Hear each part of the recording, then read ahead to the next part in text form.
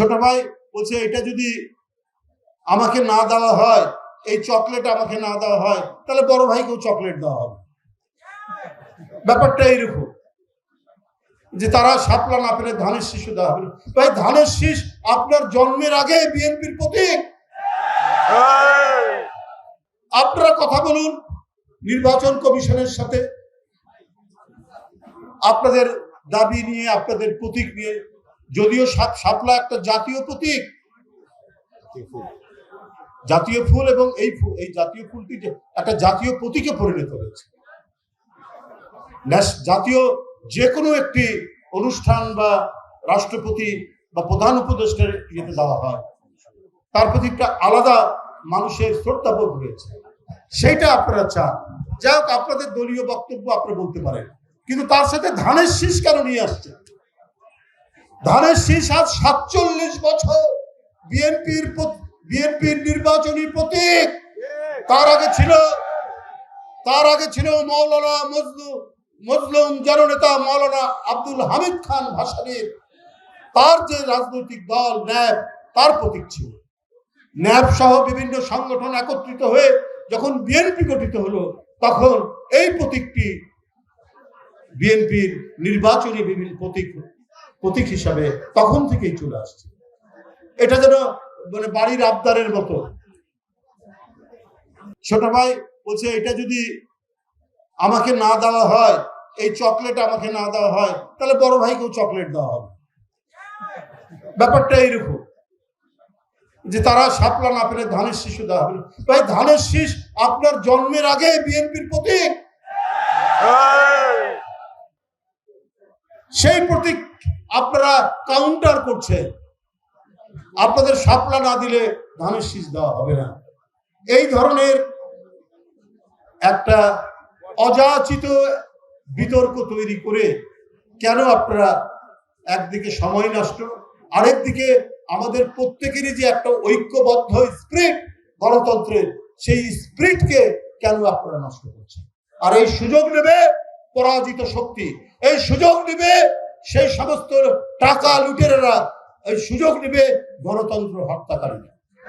বলতে চাই, যারা এখন নানা ধরনের বিতর্ক তৈরি করে বিভেদ এবং বিভাজন তৈরির চেষ্টা করছেন, কারো জন্য মঙ্গল বয়ে আসবে না যদি একটা ঐক্যের মধ্যে যদি আমরা না থাকি। আলাপ আলোচনা হবে, বিতর্ক হবে, নানা ধরনের আলোচনা হতে পারে, কথাবার্তা হতে পারে, কিন্তু একটা ঐক্যও রাখতে হবে। আপনাদের বলে রাখি, অনেক সুড়ঙ্গ তৈরি করার চেষ্টা করছে। মাটি কেটে যেমন সুড়ঙ্গ তৈরি হয়, সেই সুড়ঙ্গ তৈরি করার চেষ্টা করছে যে চট করে যিনি পালিয়ে গেছেন পার্শ্ববর্তী দেশে, তাকে যাতে ফিরিয়ে নিয়ে আসা। এবং রাষ্ট্রের অভ্যন্তরে গভীর চক্রান্ত চলছে, গভীর ষড়যন্ত্র চলছে।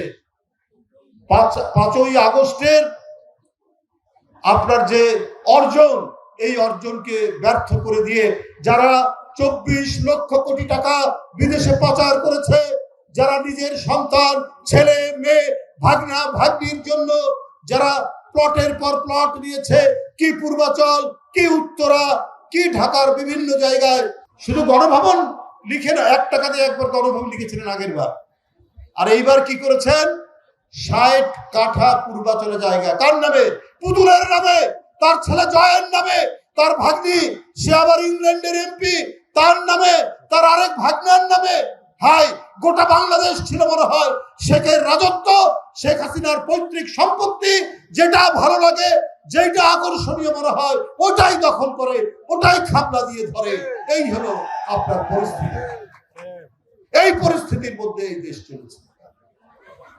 এখন মানুষ পরিত্রাণ চায়। ডক্টর মোহাম্মদ ইউনূস, তিনি একজন গুণীজন, আন্তর্জাতিক সম্মান বয়ে নিয়ে এসছেন। ডক্টর ইউনূস সাহেবের আমলে কোনো চাঁদাবাজ থাকার কথা না। অপরাধীরা কেন এখনো বিচরণ করবে? কেন কলকারখানা বন্ধ হয়ে যাচ্ছে? প্রায় 100টার উপরে গার্মেন্টস ফ্যাক্টরি বন্ধ হয়ে যাচ্ছে। 100টার উপরে গার্মেন্টস ফ্যাক্টরি বন্ধ হলে প্রায় 2 থেকে 2.5 লাখ আপনার শ্রমিক তারা কাজ হারাবে। কেন কর্মসংস্থান আজকে সংকুচিত হচ্ছে? এটা তো আজকে মানুষের প্রশ্ন। কালা কানুন যেটা বলি, কালো আইন, ডিজিটাল নিরাপত্তা আইনের অত্যন্ত খারাপ যে ধারাগুলি, এটা বাতিল করেছে। এটা উনি ধন্যবাদ পাওয়ার যোগ্য।